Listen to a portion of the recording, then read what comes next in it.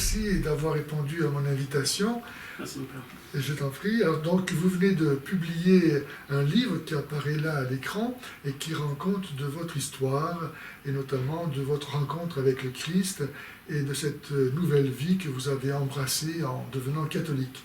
Alors j'aimerais bien, si vous voulez bien, pour nos spectateurs, sans nous révéler tout le livre évidemment, mais déjà en nous donnant quelques éléments pour vous faire connaître. Mon livre, tout simplement, donc c'est autobiographique complètement. Hein. Donc on part de ma petite enfance, jeune adolescence, jusqu'à maintenant, à savoir, je termine, bon, pour ceux qui se penchent vraiment sur le livre, je termine par la mission, parce que pour l'instant, c'est mon dernier acte, entre guillemets, et il y en aura d'autres, hein, je l'espère, des gracias, comme on dit, mais en fait, vraiment, c'est plusieurs étapes de ma vie, et en fait, surtout aussi, en fait, ma rencontre avec le Christ, certes, mon passage des forces armées, où j'ai rencontré le Christ et où tout a été un vrai déclencheur. Et mais vous venez d'où, vous? Alors, moi je suis français d'origine, oui. Hein, voilà, je suis né en France, grandi en France. Ma mère et mon père sont d'Algérie. D'Algérie, d'accord. Ils sont nés tous deux donc en France, en Algérie française, donc en France. Voilà. Deux fois musulmanes, deux pratiques musulmanes. Et j'étais musulman jusqu'à l'âge de 30 ans. Ah oui, et pratiquant? J'étais pratiquant, oui. Donc quelques thèses du Coran, la prière, le jeûne, enfin la totalité. Vous étiez convaincu que l'islam était la vraie religion? J'étais convaincu que c'est ce qui m'avait été appris, ce qui m'avait été donné, et ce qui devait être, et ce qui serait jusqu'à la fin. Oui. En fait. Ok. Et donc, qu'est-ce qui a déclenché le fait que vous ayez abandonné l'islam pour devenir catholique? La rencontre avec le Christ. Comment ça s'est passé? Il est tout. Amen. Amen. C'est grâce à de fervents chrétiens, de par leur témoignage et leur vie, leur regard, leur comportement, leur fraternité qui m'a été donné, et c'est ce qui m'a énormément touché. Leur comportement, le comportement des chrétiens qui vous a paru révéler quelque chose que vous ne connaissez pas encore? Quelque chose de très fort qui m'a touché en plein cœur et qui m'a complètement transformé. C'est très beau ça. Et qui m'a donné envie de comprendre, d'analyser, d'aller encore plus profondément dans les choses, et c'est de comprendre ce qui se passait et pourquoi en fait ils étaient comme ça.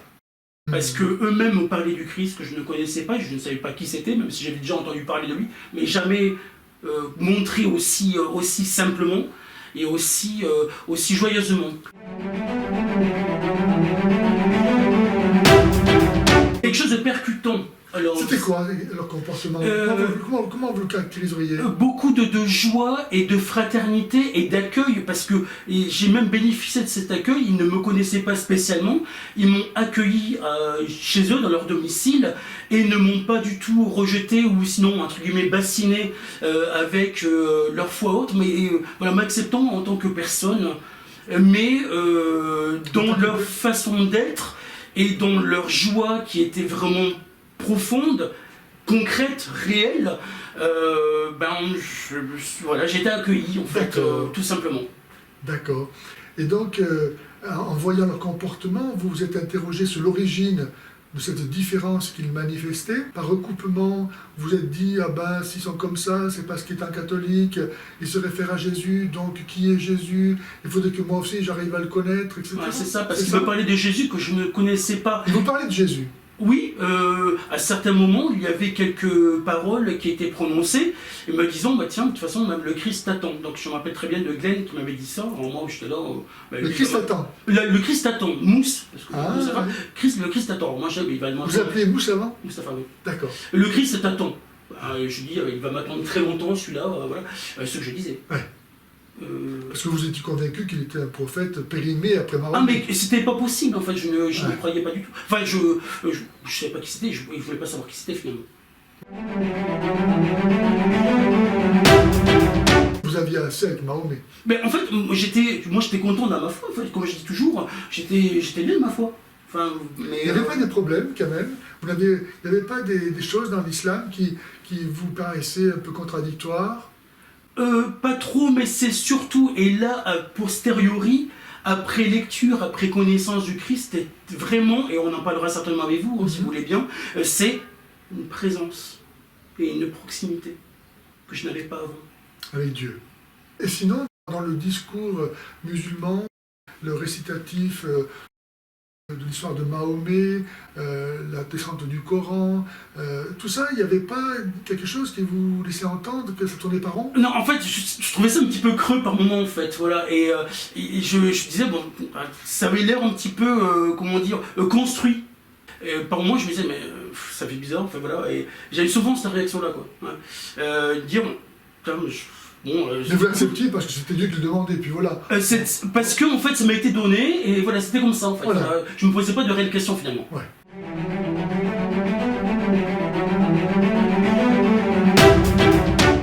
Et donc c'est au service militaire que vous avez, enfin à l'armée plutôt, Ouais. quand vous avez été militaire français, Ouais. que vous avez rencontré finalement concrètement le Christ. Oui, concrètement, parce qu'il m'a été présenté quelque part, parce que j'ai vu en fait ses camarades chrétiens, de fervents chrétiens, ils m'ont montré ce qu'est Jésus, ou un aspect de Jésus. Et je me suis dit, bon tiens, on me parle de lui, qui il est, je veux le connaître. Vous avez été baptisé En mai 2010, à Lourdes. Ah oui, donc ça fait déjà ouais. assez longtemps. Tout à fait. Oui. Ah, et donc j'ai épousé la foi catholique il y a 17 ans, 18 ans maintenant. Ouais. Et vous n'avez pas eu de difficultés parce que l'islam, lui, fait tellement d'obstacles vis-à-vis de la foi catholique en prétendant que c'est un polythéisme, qu'il y a 3 dieux, que la Bible a été falsifiée, qu'on adore des idoles en priant devant des statues. Et tout ça, pour vous, ça n'a pas été un obstacle tel que ça vous a rebuté? Non, pas du tout. Non, pas du tout, parce que j'étais vraiment curieux et je voulais savoir qui est ce Jésus dont on me parle. Donc je suis très curieux de base déjà, j'aime beaucoup lire. Et donc, Ah oui, donc vous avez beaucoup lu. Oui, il fallait que je sache qui il était, ah oui. ou qui il est, et qui il sera. Et aujourd'hui, donc, vous avez l'assurance que vous n'êtes pas trompé. Ah non, c'est une réalité, parce que je le vis tous les jours, et j'aime à dire que je ne vois pas ma vie sans lui. Et que, comme je dis dans mon livre, il a fait de moi son captif pour la vie. Très bien. J'ai lu il n'y a pas longtemps, là, dans Paris Notre-Dame, le responsable du dialogue avec les musulmans de Paris, qui se plaint de ce que la conversion des musulmans, et donc aussi ce que nous faisons maintenant, vous instrumentalise. Est-ce que vous vous sentez instrumentalisé par le fait que vous venez témoigner de votre histoire? Non, pas du tout. Moi, c'est quelque chose de tout à fait naturel. Et je me dis qu'en tant que chrétien, donc en tant que catholique, le Christ nous a été donné et il serait vain de le garder pour lui soi-même. Donc je me dois de le donner et c'est important non seulement pour moi, pour ma sanctification certes, mais pour la grande joie. Et je ne vois pas ma vie, comme je disais juste avant, sans lui. Et donc il m'emplit de joie jour après jour. Donc je me dois de parler de lui parce que c'est lui qui est beau, c'est lui qui est magnifique et c'est lui qui emplit ma vie. Et ma vie n'a pas de prix et n'a pas de saveur s'il n'est pas avec moi. Je ne vis pas si je ne transmets pas, si je ne témoigne pas. Tout à fait. Et alors ça, il faut rappeler, vous avez raison de le souligner, parce que malheureusement ça a été occulté pendant trop longtemps dans l'Église, c'est que notre salut, je dis bien, dépend de notre témoignage. Oui. Jésus dit, vous êtes la lumière du monde, on ne met pas la lumière sous le lit, mais sur le lampadaire. Ce que je vous dis dans le creux de l'oreille, proclamez-le sur les toits. Et saint Paul, Romains 10, 9, 10 dit, si tu crois dans ton cœur que Jésus est Seigneur, et si tu proclames de ta bouche que Dieu l'a ressuscité, alors tu seras sauvé. C'est ça. Alors tu seras sauvé. Donc il lie la foi et la mission. Autrement dit, on ne peut pas être sauvé si cette foi ne s'est pas donnée. Se saisir de toute occasion, quelle qu'elle soit, même quand on écrit un courriel, quand au téléphone, voilà, aider les âmes qui nous entourent à se tourner vers le Seigneur, à penser à Dieu. C'est ça. Parce que le démon, lui, son travail, c'est de nous couper de Dieu, qu'on ne pense pas à Dieu. Avoir une petite pensée, un mot. Hein. Les frères musulmans, eux, on dit les frères, mais voilà. Donc les musulmans, eux, ils ont Dieu sur les langues, tout le temps, sur la langue. Ils le prononcent en longueur de temps. Alors Dieu, mon cher, moi je ne dirais pas Dieu, je dirais Allah. Allah, voilà. Hein, je crois que c'est important, par exemple, justement pour le témoignage, qu'on réserve au Dieu des musulmans le terme d'Allah, et non pas Dieu, parce que sinon on cautionne cet enfumage qui fait croire que le Dieu des musulmans et celui des chrétiens, c'est le même Dieu parce qu'il n'y a qu'un seul Dieu. Alors c'est vrai qu'il n'y a qu'un seul Dieu, il est le même pour tous, mais tous n'ont pas le même Dieu pour autant. Et donc dire, voilà, ton Dieu à toi c'est Allah, c'est pas mon Dieu, parce que mon Dieu à moi il n'a pas envoyé Mahomet ni le Coran. Un Dieu en fait qui a envoyé son Fils et qui est incarné. Ce n'est pas Allah. Et qui est incarné. Et qui est incarné. Et qui est incarné. Et ce n'est pas Allah. Qui est incarné. Amen. Et qui est avec nous, et qui nous accompagne tous les jours. Et alors justement, une des raisons que les musulmans avancent pour refuser le dogme de l'incarnation, en disant mais, Dieu il est trop grand, il est trop saint, il n'a aucun rapport avec nous, imaginez qu'il se soit fait homme, mais c'est indigne de lui. Alors moi je ne pensais ça, pour moi c'était complètement inacceptable, c'était inenvisageable, c'était non concevable. Comment fait-il, comment Dieu pourrait-il avoir, voilà, du coup, avoir son fils? Non, je n'y croyais pas, c'était pas possible en fait. C'est un véritable blocage en fait. Ah, bien sûr. Et un blocage, et en fait voilà, les neurones ne peuvent pas le réaliser, le représenter, et se dire, et faire cette idée mienne, c'était pas possible en fait. Voilà. Mais c'est en connaissant, en lisant, en connaissant le Christ, on dit, eh ben oui, tout est là. Tout est là. Et comment vous arrivez à vous rendre compte à vous-même que c'est possible une telle chose? Ben parce que Dieu peut tout. C'est vrai, c'est vrai. Dieu peut tout. Et il a envoyé son Fils parce qu'il fallait témoigner. Et là aussi, son Fils, c'est un témoignage aussi pour nous. Et d'ailleurs, dans le Coran lui-même, Jésus, c'est la parole de Dieu. Oui, la parole de Dieu. Donc on peut bien comprendre qu'en Dieu, comme en notre propre esprit, il y a notre esprit et puis la pensée que notre esprit produit, qui est distincte de lui et qui pourtant ne fait qu'un avec lui. Et certes, autre chose, aller à la rencontre de son peuple. C'est beau ça. Ben oui, Dieu ne nous a pas abandonnés. C'est un Dieu qui... Il nous accompagne, il est avec nous, il est venu à notre rencontre. Je trouve ça beau. Ben oui, bien sûr. Ben voilà, Dieu était vraiment... Quelle révélation, comme vous dites. Il me rejoint. Voilà. Il me rejoint sur mon chemin. Voilà. Parce qu'en fait, Allah, c'est beau ça. Allah, il n'ose pas se montrer. Hein. Il me rejoint sur mon chemin, qui est caillouteux, qui est difficile, ou qui est très bon, voilà. Mais sur mon chemin, là où je suis, il me rejoint. Amen. Moi, je trouve ça beau. Ah oui.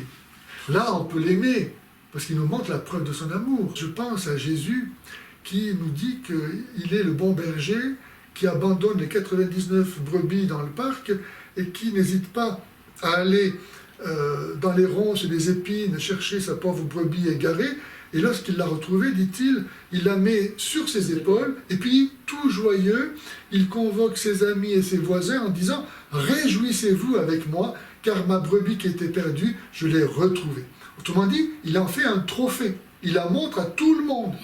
Donc effectivement, mon cher Mathieu, c'est notre devoir, nous qui sommes la lumière du monde, nous devons, et je rends grâce à Dieu que vous ayez cette joie et ce courage, car au dire de l'islam, vous méritez la mort, n'est-ce pas? Hein? Mais j'y suis prêt. Magnifique.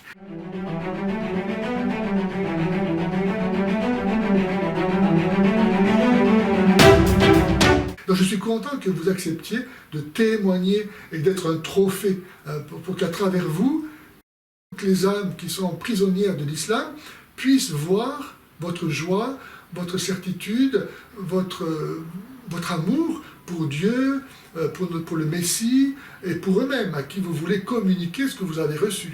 Je me rappelle très bien, en fait, si vous me permettez une petite anecdote, j'étais en Jordanie en 2020 et je vois une sœur qui était en pèlerinage donc, ou en promenade donc, à Petra et autres, et elle était lituanienne, donc, et elle me dit, je pensais que ce n'était pas possible la conversion des musulmans vers le christianisme. Et elle était très joyeuse. Je comprends, je comprends. Me disant que elle pensait que c'était impossible. Et je pensais moi aussi que c'était impossible. C'est sûr que les musulmans qui sont en France ont plus de facilité pour se convertir que ceux qui sont en Arabie Saoudite ou bien en Afghanistan. Il y a des conversions aussi dans ces pays. Amen. Certes, et heureusement. Certes, mais c'est très difficile pour eux d'accéder au Christ. S'il n'y a pas des chrétiens comme pour vous, pour témoigner, pour les évangéliser, s'il n'y a pas la Bible sous les yeux qui leur tombe, ou que sais-je, comment ils vont faire? Il y a un prix à payer aussi. Il y a un prix à payer. Vous avez raison. Est-on prêt à donner sa vie pour Amen. lui? Amen. Je suis prêt à donner ma vie pour Bravo lui. Mathieu. Merci. Amen. C'est Magnifique. très important. Amen. J'ai donné ma vie, je donne ma vie, il a tout pris, il a pris toute la place. Hmm. Donc je ne vois pas ma vie sans Qu'est-ce que je suis lui. heureux. Il a pris toute la place. Et comme je dis dans mon livre, oui, il a fait de moi son prisonnier, oui, c'est ça. Hein. Amen. Et jusqu'à la fin jusqu'à la fin de ma vie, en fait. Pour Et je suis prêt pour pour lui. l'éternité. Et pour l'éternité, parce que c'est une vraie vie. Vous avez voulu écrire ce livre à la demande d'autres personnes ou c'est de vous-même? Oui, non, c'est pour l'évangélisation, bien sûr, pour la mission, hein, et puis pour aider des gens, comme je le marque dans mon prologue, hein, c'est essentiellement pour aider les gens qui craignent, qui sont en doute, C'est ça. les gens qui ne savent pas, ou des gens qui se posent des questions. C'est ça. Moi, ce qui m'intéresse, c'est aller aux périphéries aussi. Ouais. Notre Seigneur Jésus le Christ dit, bon, je ne pas venu que pour les bien portants. Moi, ce qui m'intéresse, c'est également pour les malades. Donc, ceux qui doutent, qui ne savent pas, qui ont un poids sur les épaules, et qui se disent, non, mais c'est pas possible, autant moi, le Christ, bon, voilà, qui il est. Moi, j'essaie d'apporter quelques éléments de réponse. Et donc, est-ce qu'il est possible de devenir chrétien sans rejeter l'islam radicalement? C'est un peu compliqué. Hein. Moi, je dirais carrément, c'est non. On ne peut pas. On ne peut pas. On ne peut pas choisir la vérité sans rejeter le mensonge. Il faut faire un choix. Voilà. Est-ce que je choisis le mensonge? Est-ce que je reste dans la vérité? Voilà. C'est une question de choix, encore une fois. Est-ce que vous vous seriez converti? Est-ce que vous auriez demandé le baptême, vous, si vous aviez pensé que vous pouviez vous sauver dans l'islam? Non, je n'aurais pas demandé. Et donc, si on ne peut pas se sauver dans l'islam, est-ce qu'on doit continuer, si peu que ce soit, à le cautionner? Dans la mesure où, justement, où il empêche de devenir chrétien. On reste dans la vérité. Qu'est-ce qu'on cherche en fait? Est-ce qu'on cherche la vérité ou passer du temps ou non, moi ce qui m'intéresse c'est la vérité. Moi ce qui m'intéresse c'est ça. Et par amour de la personne que je rencontre, quelle qu'elle soit, je me dois d'être dans la vérité et de lui dire ce qui est. Un témoin de la vérité. Et quand le pape écrit, par exemple, dans sa première encyclique, Evangelii Gaudium, que la juste interprétation du Coran et le véritable islam s'opposent à toute violence, vous qui avez été pendant 30 ans musulman, est-ce que vous cautionnez cette phrase? Moi, tout ce qui est violence, pour moi, je ne vois rien de vrai. Qui dit violence dit forcément un agissement qui n'est pas celui qui doit être. Et donc, c'est un autre qui agit. Vous voyez ce que je veux dire ou pas? Mais justement, est-ce que... J'ai beaucoup de mal avec ça. Mais justement, François a dit qu'il n'y a pas de... Dans l'islam, il n'y a pas de violence. La juste interprétation du Coran et le véritable islam s'opposent à toute violence. Donc l'islam est la vraie religion. Si la violence est contraire à la vraie religion. Quand on envoie certains agissements dans des pays en fait arabo-musulmans, on se pose des questions sur effectivement la violence qui est quotidienne. Mais on vous dira que ce n'est pas des vrais musulmans. Oui, c'est ce qu'on va dire. Bon. Et donc c'est très particulier là encore.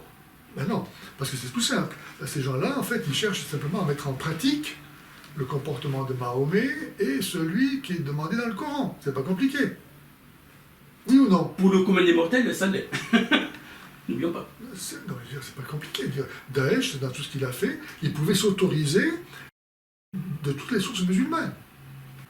Hein? Et comme il n'y a pas d'autorité légitime, indiscutable en islam, au nom de qui peut dire que c'est pas le vrai islam? Ou que c'est le vrai islam? Parce qu'il n'y a pas d'autorité légitime. Il n'y a pas d'autorité. Ouais. Et alors? Donc chacun, notre cas, nous avons une autorité, mais voilà. il n'y a pas d'autorité. D'ailleurs, c'est une des preuves pour laquelle notre religion est la vraie religion, parce que nous avons l'assurance, la preuve concrète, matérielle, de la possibilité d'accéder à la vérité, de Dieu lui-même présent aujourd'hui dans son Église. Mais Dieu a donné son Fils qui est mort sur une croix. Et qui est ressuscité. Et qui est dans je crois que ça veut tout dire, je ne sais pas en fait. Qu'est-ce que ça veut dire pour vous, le fait qu'il soit mort sur une croix? C'est-à-dire qu'en fait, qu'on est tous, on doit passer par la croix pour être. Vous voyez? C'est pas très rigolo. Pourquoi il ne peut pas se débrouiller autrement, Dieu, pour nous donner ce qu'il a envie de nous donner? Mais il est passé par la croix, mais c'était un homme aussi, qui a souffert sur une croix. Et donc, mais pourquoi il a fait ça? Quel intérêt? Mais il est mazou, quoi. Mais non, c'est pas qu'il est mazou, c'est qu'en fait, il voulait montrer aussi aux hommes qu'il pouvait mourir sur une croix et ressusciter, comme notre Seigneur en a dit, 3 jours après. C'était un témoignage. Oui. Sur une croix. Oui, il aurait pu mourir de maladie, de crise cardiaque. Ça aurait été moins problématique, peut-être, pour beaucoup de gens, que de voir mourir comme ça, non? Pour moi, je ne sais pas le terme en fait pour moi, mais bon, il a été crucifié et il a bien dit en fait 3 jours après, je ressusciterai, et c'est ce qui s'est passé. Ben, il a été crucifié à cause de la haine, Oui. hein, qui a exprimé le fond du cœur de l'homme perverti par le péché et qui est capable de rejeter son Dieu. En fait, à travers la crucifixion n'est rien d'autre que l'apothéose de ce mal qui génère dans le monde tous les malheurs que nous voyons. D'ailleurs, en parlant de ça, comment est-ce que vous vivez aujourd'hui toutes ces émeutes dans les banlieues, partout en France? J'ai beaucoup d'effroi, hein, je lis beaucoup de choses, on m'envoie plusieurs images de documentaires, et je me dis qu'on est aux portes de l'enfer, encore une fois, et ça me fait particulièrement peur, en fait. Je suis assez inquiet pour la jeunesse, je suis très inquiet pour notre société. D'accord. Cette dérive et... Est-ce qu'il y a un lien avec l'islam? Bah, déjà la question qu'il faudrait se poser, est-ce qu'il n'y a que des musulmans en fait dans ces émeutes? Peut-être pas, mais en tout cas, certainement que l'islam joue un rôle. Il suffit d'entendre, d'une part, le Naël était lui-même musulman. Oui. Quand on voit des vidéos, c'est Allahu Akbar qui résonne à droite et à gauche. Et, c'est au nom de l'islam que il y a des gens qui se mobilisent. Hein, ils sont en train de répéter les conquêtes de Mahomet. Hein.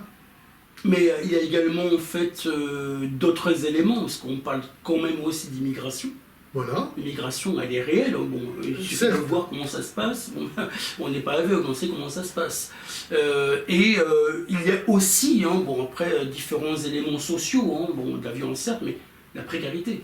La précarité est réelle. La précarité, je veux dire, vous savez que dans les Français de souche, dans la Creuse par exemple, ouais, ils touchent 1000 fois moins de subventions que les jeunes dans 93. Mais je me pose, pour revenir à votre question, je me pose beaucoup de questions sur l'avenir. Moi, c'est l'avenir de la France, certes, mais l'avenir de notre jeunesse. Quand je vois ça, je vois ce qu'on présente. Ce qu'on présente donc à notre jeunesse, on présente de la violence. Non, on ne peut pas avancer avec de la violence. On ne peut pas apporter en fait un meilleur avenir en jouant la carte en fait de la violence. Je comprends pas trop quoi. Non, c'est vrai que en fait nous récoltons ce que nous avons semé.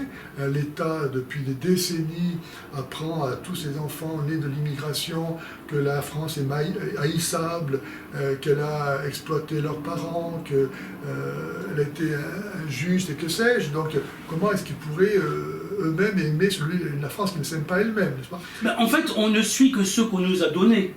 Donc on les a donnés, en fait, effectivement, peut-être dans ces familles, comme vous dites si bien, la violence était peut-être quotidienne, et aussi. Donc aussi, en fait, c'est peut-être le cas. Oui, mais vous voyez, quand vous dites ce qu'on donne à nos jeunes, on constate que d'autres populations immigrées, par exemple la communauté asiatique, oui, ou bien dans d'autres régions du monde, oui, ne posent pas de problème.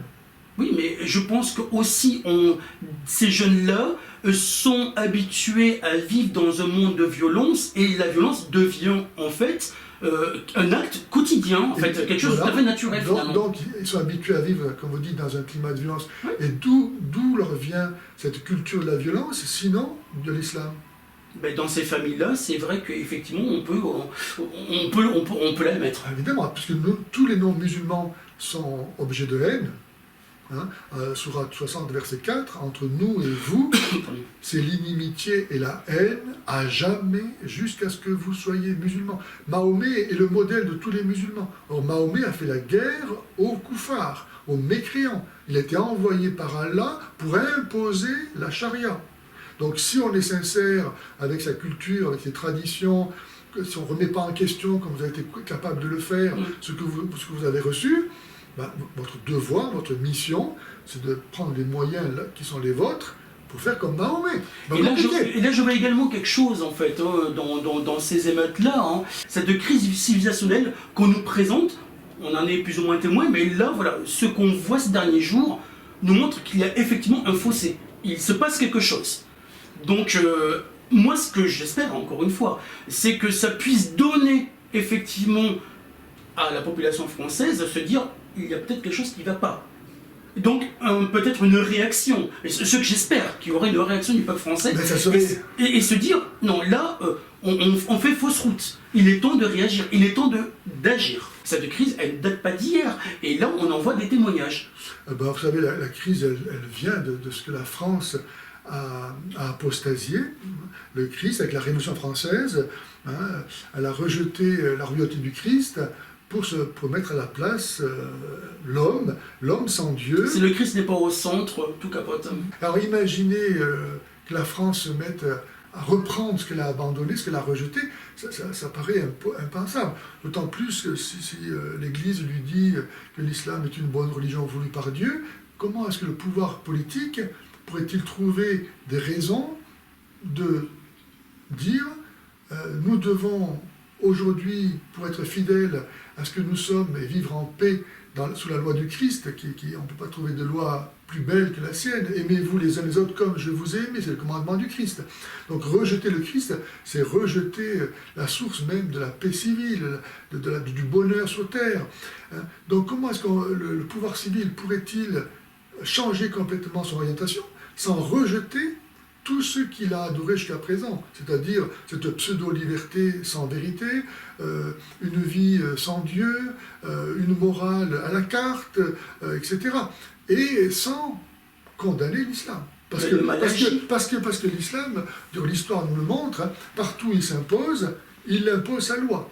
C'est un système politique totalitaire. C'est la raison pour laquelle les sociétés musulmanes n'ont jamais pu se développer.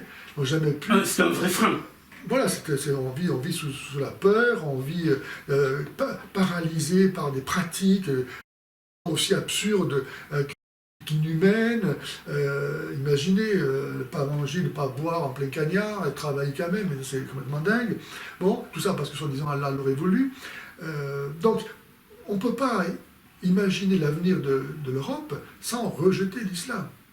Et ça, les pouvoirs publics et tous les Français ne sont pas capables de l'imaginer parce qu'ils ont été nourris avec l'idée, et qu'aujourd'hui d'ailleurs l'Église malheureusement professe elle aussi, que toutes les religions sont bonnes, toutes voulues par Dieu.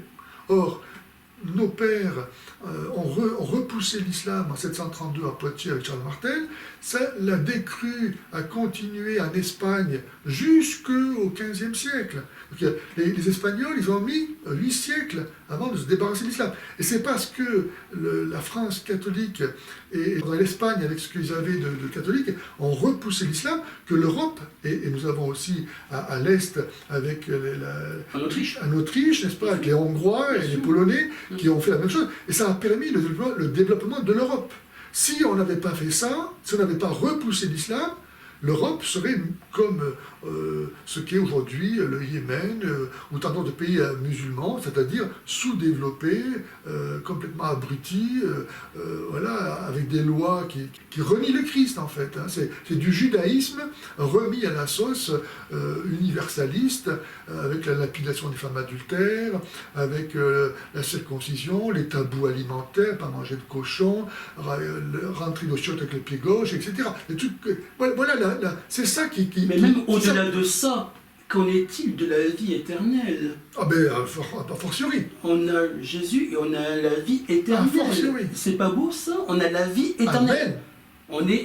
Voilà ce qu'on va avoir. Qu'on a déjà. Et qu'on a. Donc je pense que ça vaut tous les sacrifices, Amen. me semble-t-il. Amen, amen. On a la vie éternelle. Merci Mathieu en tout cas de votre témoignage. Merci de nous encourager à témoigner comme vous le faites. Merci de votre courage.